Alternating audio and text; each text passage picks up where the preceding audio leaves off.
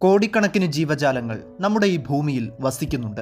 അതിൽ വർണ്ണത്തിലും വലുപ്പത്തിലും രൂപത്തിലും ഭാവത്തിലും വ്യത്യസ്തരായ എത്രയെത്ര സ്പീഷീസുകളിൽപ്പെടുന്ന ജീവികളുണ്ട്.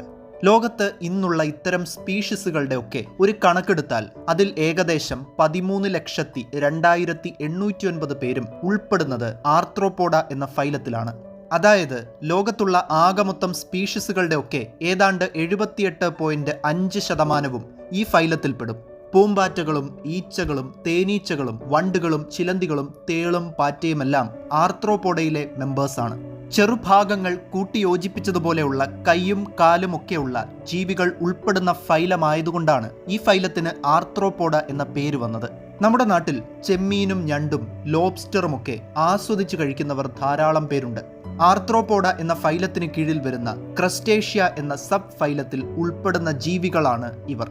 കടലിലും കായലിലുമൊക്കെ കണ്ടുവരുന്ന ഞണ്ടുകളെയും ചെമ്മീനുകളെയും ലോബ്സ്റ്ററുകളെയും ഒക്കെ പോലെ അവരോട് രൂപം കൊണ്ട് സാമ്യമുള്ള കരയിൽ ജീവിക്കുന്ന ആർത്രോപോഡുകളാണ് തേളും പാറ്റയും പുൽച്ചാടിയുമൊക്കെ. അവറ്റകളെ തിന്നുന്നതിനെക്കുറിച്ച് ഭൂരിഭാഗം ആളുകൾക്കും ചിന്തിക്കാനേ ആവില്ല, അല്ലേ? പക്ഷേ ഇത്തരം ജീവികളെ അതീവ താല്പര്യത്തോടുകൂടി ഭക്ഷണമാക്കുന്ന ആളുകൾ ലോകത്തിന്റെ പല ഭാഗങ്ങളിലുമായി ഉണ്ടെന്ന കാര്യം നമുക്കറിയാം. പ്രോട്ടീൻ സമ്പുഷ്ടമായ ഭക്ഷണങ്ങളാണ് ഇതെല്ലാം. പ്രോട്ടീൻ റിച്ചായ ചിലയിനം പുഴുക്കളെ ഭക്ഷണത്തിനായി നമ്മുടെ നാട്ടിലും വളർത്താൻ തുടങ്ങിയിട്ടുണ്ട്. ഇറച്ചിക്കോഴികളെ വളർത്തുന്ന ഫാമുകൾ പോലെ ഭാവിയിൽ ഇത്തരം ഫാമുകളും നമ്മുടെ നാട്ടിൽ ഉടനെ സജീവമാകും. ആർത്രോപോഡ എന്ന ഫൈലത്തിന്റെ കാര്യം പറഞ്ഞതുപോലെ കല്ലുമ്മക്കായും കക്കയും കണവയുമൊക്കെ ഉൾപ്പെടുന്നത് ഒച്ചുകളുടെ കൂടി ഫൈലമായ മൊളസ്കയിലാണ്.